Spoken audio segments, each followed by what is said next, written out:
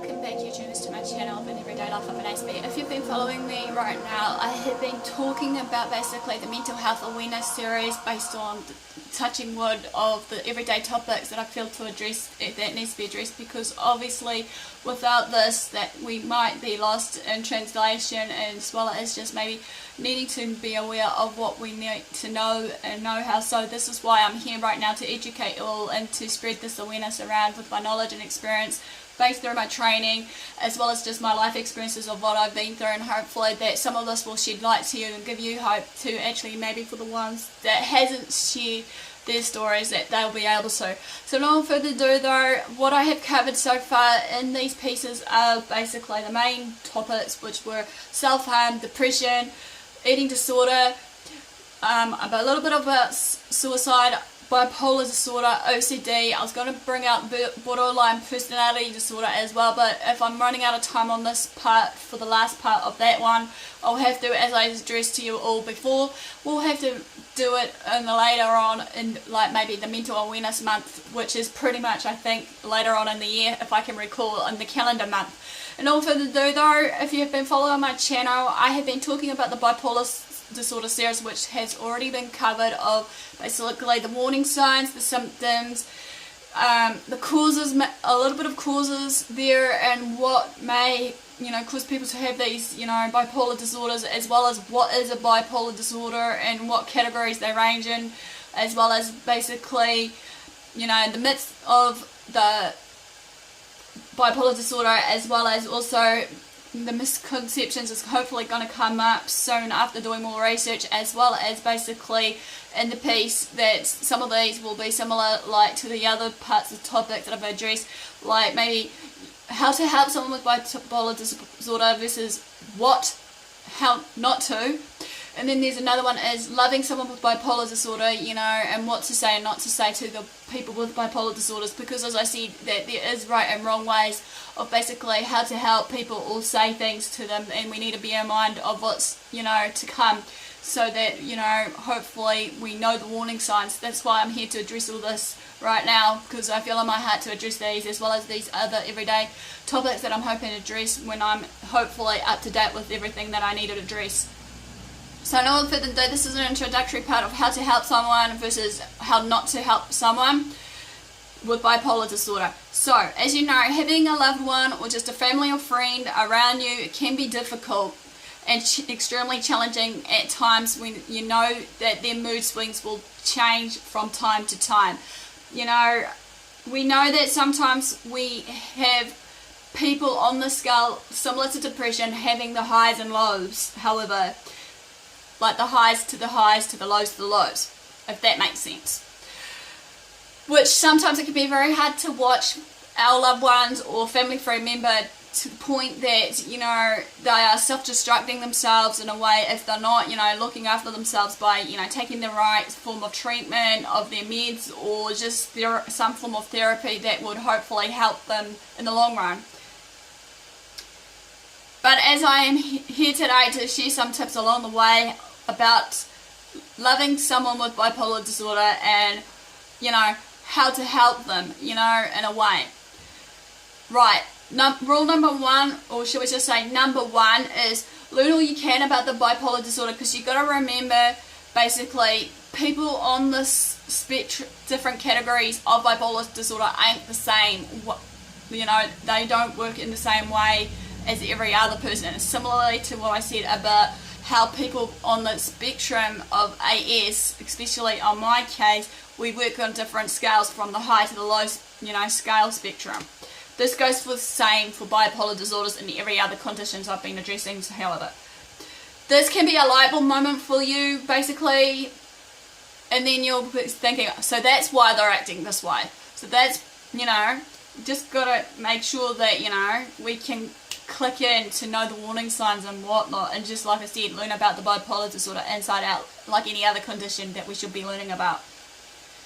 As I said before, and number two, similarly, remember that not every person who has the form of mental illness, in this case bipolar disorder, basically experiences signs and symptoms in a different way. Some may, be same, some may not, hence why we need to do our research, do our homework, and basically, you know, get on with it and actually just, you know what we need to do, because obviously there's no set rule or textbook example on basically for someone that has bipolar disorder or any other conditions that we need to address.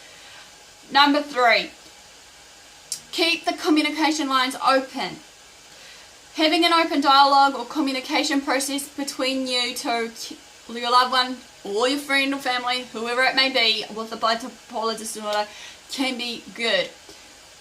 It's about how we can support them in tough times, because obviously sometimes people with bipolar disorder, like any other disorders, will find it tough in themselves, because like I said in one of my videos about loving someone with depression, they do find it hard to address their issue or address their problem to that other person, because maybe it's because of the, you know, guilt or fear of what they may be feeling, of all these mixed emotions inside of themselves, of what the other person may think, say, or do, or even, like I said before, that some people just don't want to stick in through this relationship. But as we know, there is a time when is enough as we question ourselves. Sometimes though, in this part here though, with this open communication, we need to basically listen really carefully and be empathetic with the person with bipolar disorder. This goes for every other condition as well, but I'm addressing this mainly on bipolar, as I said. So therefore, what I'm saying here is basically we can act on the discussion if we have to of certain things, be it we need to, you know, be there. Number 4, reassure your loved one, family, friend, or whoever that is suffering with bipolar disorder or any other conditions, as I said, basically, that it's not their fault for having this condition, because obviously mental illnesses do come at any age in life of whatever it may be. You know, we need to be assured that, you know, we are accepted, included, loved, and the like of everything else. Number 5, accept that your loved one, family, friends has their own limitations on how they go about their living life. We know that we can't control the bipolar disorder or any other mental health disorders that I've addressed so far, basically. And also, we got to bear in mind also for the bipolar disorder sufferers that basically they can't control their moods when, you know, they're in it, so they can't just snap out of it just like that with a snap of the fingers, or hoping that for ourselves to wave the magic wand that it will disappear. Like I said, there's no cure for any of these mental health disorders that I'm addressing, but with the right help and support, as well as, you know, everything else that comes together in a community-based feature, that hopefully they'll know that there is help and that we know that we can, you know, be there for them regardless. Number 6, be their advocate. Everyone needs someone, obviously, in their corner when the troubling times come, regardless, even if many people may not know how to cope or not know how to address their problems. Because obviously, it's okay to ask for help now and again, as I said before, because obviously, you know, we can be the person to stand up against the test of time. It will be a testing, trialing time. Yes, it can be tough, but that's okay. Number 7, one important thing about ourselves, we need to accept the factor of basically that we have our limits too.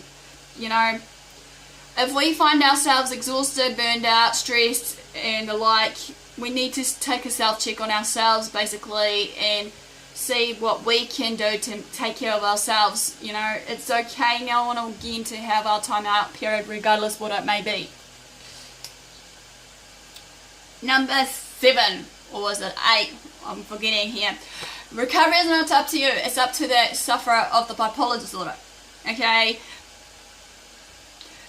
We can make someone better by willpower alone, obviously. It's up to them how they want to go about managing it, you know, all about the everyday choices. We need to accept some of the choices, even if we feel that some of the choices that they're making is the wrong ones, and we shouldn't be criticizing or putting them down or making them small to the point that it's okay just to think we're on top of them and just, you know, do it our way, not their way.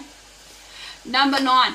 Help to reduce the stresses in your loved one's life or your family, friend's life, basically. As we know, bipolar disorder mood swings especially are often related to the everyday stresses that comes in their life, be it whatever it may be. If they're doing full-time job, or basically they lost a job or something that has caused this everyday stresses. So basically we need to reduce the stress one way or another wherever we can possible.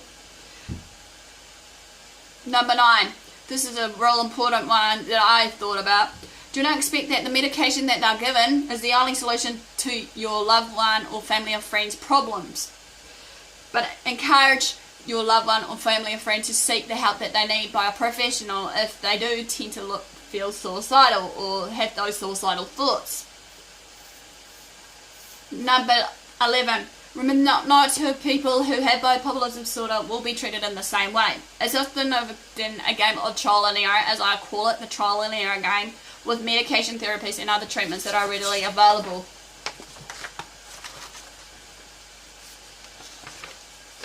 Okay, number 12. Don't objectively point out the patterns of behaviour when your loved one, family or friend with bipolar disorder does or acts a certain way, but do so in a detached, non-emotional manner. For example, you could say to them, I noticed that you've quit the last 3 jobs because they were boring. Do you think that's helpful? Number 13, if I'm counting right, explain that you're there for your loved one no matter what is going on.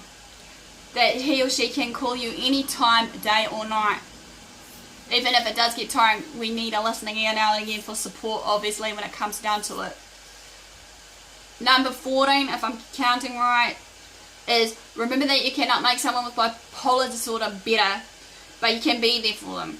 What I mean there is we can't expect to change them because obviously, you know, this is their lifestyle, basically having the bipolar disorder, and this is how they go about living their life, whatever it may be.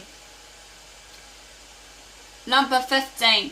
Ask direct questions of your loved one, family or friend with the bipolar disorder. Do not make assumptions and do not pretend that the disorder does not exist. This is the wrong way because it can lead to more dire consequences later on.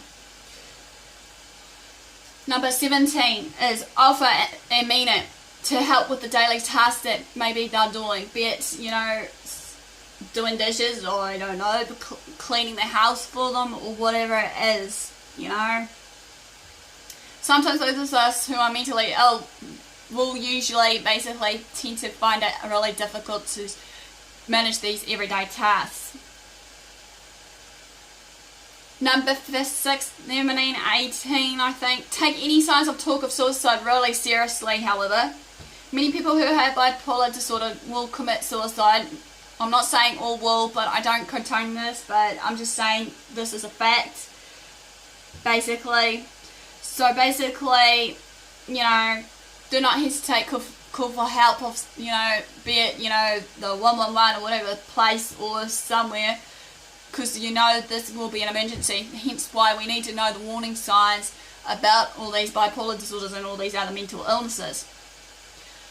Number 19 is basically, if coping with your loved one's bipolar disorder becomes too much for you, don't hesitate to seek a therapist or counsellor, someone you can trust to talk it out, because obviously we need to look after ourselves. Mental illnesses can be hard for everyone, including the loved ones of our family or friends or partner who are actually mentally ill themselves. Number 21, help your loved one find a therapist and support group in his or her own area that specialises in the bipolar individuals. Offer to go with him or her if need be for support in the support group meeting so that they feel comfortable and know that you are there for support. Number 22, point out things that are not helping your loved one coping in a healthy manner, such as self-medicating with drugs or alcohol. Many times I've noticed with people that suffer from bipolar disorder, if they're not, you know, using their medications, they'll use some other form of substance abuse to actually ease what they're going through, whatever it may be, you know. Number 22, ask your loved one for any suggestions as to the triggers that trigger his or her mania, depression or depressive episodes, and be vigilant about looking for these signs on your own as well. Again, we need to know these signs, you know, and help them before it's too late. As they say, the earlier the better for prevention, so to speak. Number 25, I think, even though I'm missing count, hopefully you guys will be able to keep up with me. Ask your loved one if there's anything you can do to help with his or her treatment. This is crucial because, you know, we don't want them to just suffer even worse than they are. And number 13 is 27, I think. Ask about he or she manages his or her bipolar disorder. Sometimes they just maybe want to simply talk it through. Sometimes they might find some sort of, you know, everyday activity that they enjoy and actually take over and whatever else, basically, and whatnot. This basically also got to cover right now. This is the second part of it. How not to help someone with bipolar disorder. As we know though, however, we got to remember that sometimes when we try to help someone who we really love dearly, you know, and closely, we don't mean to really hurt them in one form or another, be it by our words, actions, or whatever. But hopefully these strategies will help us to avoid this when we're dealing with the loved one or family or friend with bipolar disorder. Number 1, while you do not have to dwell on our loved one or family or friends basically disorder, don't keep it a secret in the family or out of the family, be it whoever it may be that was supporting at that time.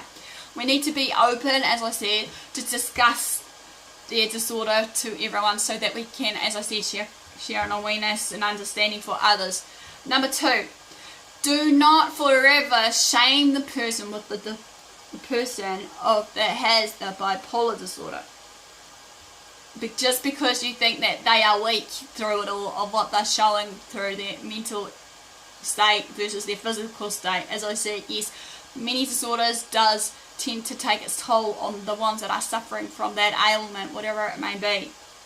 Number 3, do not, under unforeseen circumstances, ignore the talk of suicide. Again, seek professional help. Seek, basically, you know, as I said, wherever you can to seek help and advice and whatnot. Number 4, do not compare your loved one, family, friends, bipolar disorder with a guy on TV or a happy chick, basically, or that is happy on TV or whatever, wherever it may be, because obviously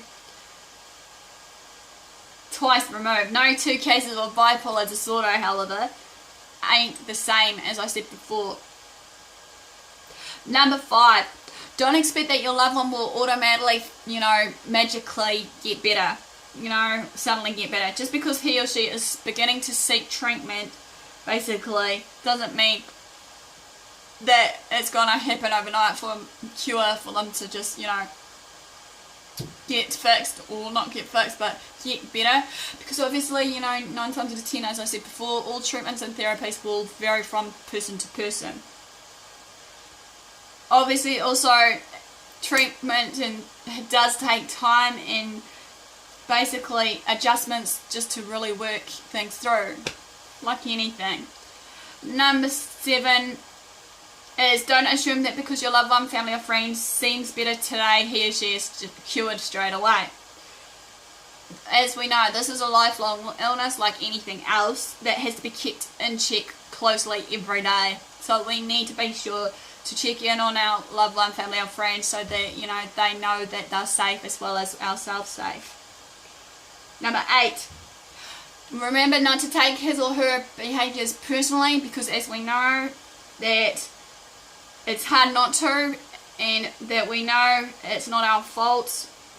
Often, sometimes people with bipolar disorders will snap at us, regardless, really hurting our feelings. But what we've got to do is, like I said, make sure that we are looking after ourselves one way or another. When enough is enough, we can just basically find ways just to go about our everyday and just, you know, get on with it. Last but not least is real do not of how not to help someone is don't get into an argument with while your loved one, family, friend is in the middle of a manic episode. This will just gradually escalate to a point where, you know, like any normal everyday situation, it will escalate to the point that, you know, it could make them feel worse off than they were when they were in that manic episode in the first place, or whatever state they were in, the high or low scale.